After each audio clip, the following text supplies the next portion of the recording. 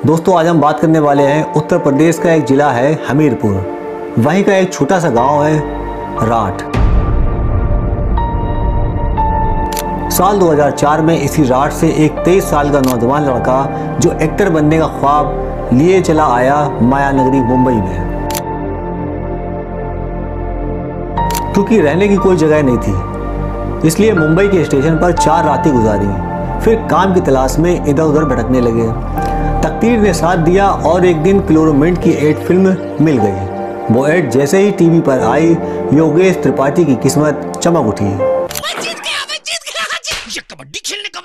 उसी एड के दम पर पहले FIR सीरियल में काम मिला, फिर भाभी जी घर पर हैं में दरोगा हप्पू सिंह का रोल मिला, और फिर तो ऐसा जादू चला कि चैनल वालों ने योगेश के नाम पर एक पूरा शो ही बना डाला, हप्पू की उल्टन पलटन। और हम बात कर रहे हैं उसी दरोगा हप्पू सिंह की, यानी योगेश त्रिपाठी की।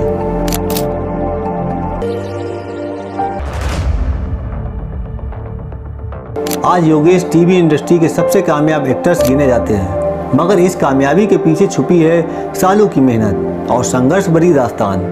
शुरुआत में वो एक नुक्कड़ नाटक करते थे, जिससे उन्हें सिर्फ 75 रुपए मिला करते थे। क्या नाम बताया तुमने अपना? सरकार माँ बाप ने नाम तो नरेंद्र रखा था, लेकिन प्यार से लोग मुझे दीमो कहते हैं। योगेश एक साधारण मिडिल क्लास खानदान से ताल्लुक रखते हैं। उनके वालिद फिजिकल्स के लेक्चर्स थे। घर में पढ़ाई का माहौल था, लेकिन माँ को फिल्मों का बहुत शौक था। उन्हीं की वजह से योगेश के दिल में भी एक्टिंग का बीज बो दिया गया। बचपन से ही योगेश के अंदर अदाकारी का शौक पैदा हो गया। गांव में ड्रामा करने लगे थे।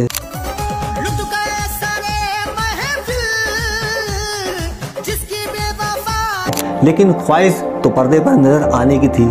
हमें तो अपनों ने लूटा और गैर ने भी लूट लिया, दोनों ही हरामी निकले। उन्हें समझ आ गया था कि अगर स्क्रीन पर आना है तो मुंबई की तरफ रुख करना ही पड़ेगा।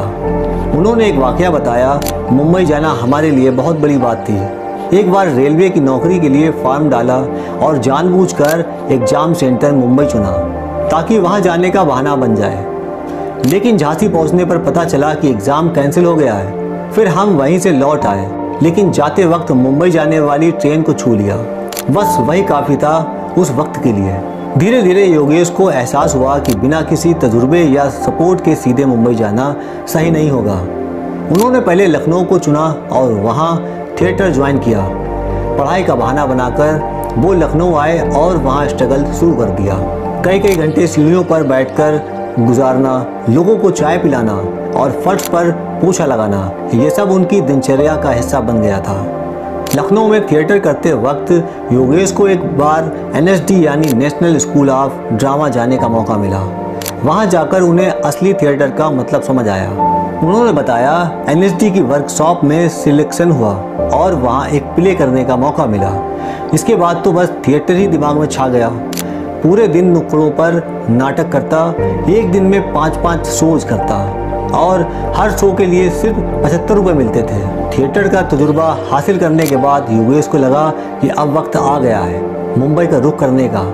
कुछ दोस्तों के साथ मुंबई आ गए। उन्होंने बताया, मुंबई तो पहुंच गया, लेकिन रहने के लिए जगह नहीं थी। इसलिए हमने स्टेशन पर ही रात गुजारने का फैसला किया। 4 रातें CST स्टेशन पर बिताई। मुंबई में शुरुआत में कई लोगों के साथ एक कमरे में रहते थे। गद्दा तक खरीदने के पैसे नहीं थे। दरी बिछा लेते थे और अटैची को तकिया बना लेते थे। एक बार लखनऊ से दोस्त आने वाला था, तो शर्म के मारे 300 रुपये में एक गद्दा खरीद के लाए। छोटे मोटे नाटक करके 2-2.5 हज़ार रुपये महीना कमा लेते थे, जिसमें महीने भर का गुजारा हो जाता था। पृथ्वी थिएटर में हर दिन रहते थे, सिर्फ एक मौके की तलाश में। योगेश बताते हैं कि वो दिन भर पृथ्वी थिएटर में बैठे रहते थे, इस उम्मीद में कि किसी डायरेक्टर से मुलाकात हो जाए या कोई ऑडिशन मिल जाए। 2007 में आखिरकार उन्हें क्लोरोमिंट के एक एड में काम करने का मौका मिल गया। वो एड टीवी पर बहुत चला और योगेश को पहचान मिल गई।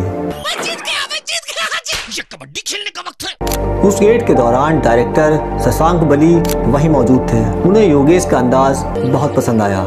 योगेश बताते हैं शशांक भाई को मेरा रोल बहुत फनी लगा। उसी एड के बाद उन्होंने मुझे FIR शो में रोल दिया। फिर उनके ज़रिए भाभी जी घर पर हैं और बाद में हप्पू की उल्टन पलटन में काम करने का मौका मिला। योगेश कहते हैं FIR में अलग अलग किरदार करता था लेकिन कोई पहचान नहीं बन पा रही थी। फिर जब भाभी जी घर पर हैं में हप्पू सिंह का रोल मिला तो वो इतना फेमस हुआ कि मैंने लोगों से कहा कम से कम मेरे नाम की एक स्टोरी तो चला दिया करो। किसी ने नहीं सोचा था कि चैनल मुझे लेकर एक पूरा शो बना देगा। योगेश बताते हैं कि यूपी और MP के लोग बहुत पसंद करते हैं। एक बार महोबा में बहनों के यहाँ राखी बनवाने गए तो उन्हें देखने की इतनी भीड़ जमा हो गई कि पुलिस बुलानी पड़ी। वहाँ के DM और सांसद का भी बुलावा आया था। टीवी इंडस्ट्री में करीब 15 साल काम करने के बाद अब योगेश फिल्मों में भी किस्मत आजमाना चाहते हैं। वो कहते हैं मैं कॉमेडी सोचकर नहीं आया था, हालात ऐसे बने कि कॉमेडियन बन गया। दिल से चाहता हूँ कि अब सीरियस शो करूँ। अगर कादर खान या आसरानी के दौर में होता तो शायद फिल्मों में ज़्यादा मौके मिलते। जब उनसे पूछा गया कि कोई अधूरी ख्वाहिश है तो योगेश थोड़े भावुक हो गए। कहते हैं आज मैं जो कुछ भी हूँ माँ की वजह से हूँ। उन्होंने बचपन में फिल्में दिखाई तभी मेरे अंदर एक्टिंग का कीड़ा पैदा हुआ, लेकिन अफसोस इस बात का है कि वो मुझे एक्टर बनते हुए नहीं देख पाई। जब पहला अवार्ड मिला तो बस माँ की याद आ रही थी। अगर वो होती तो आज बात कुछ और होती। योगेश की माँ का इंतकाल 1999 में सिर्फ 47 साल की उम्र में हो गया था।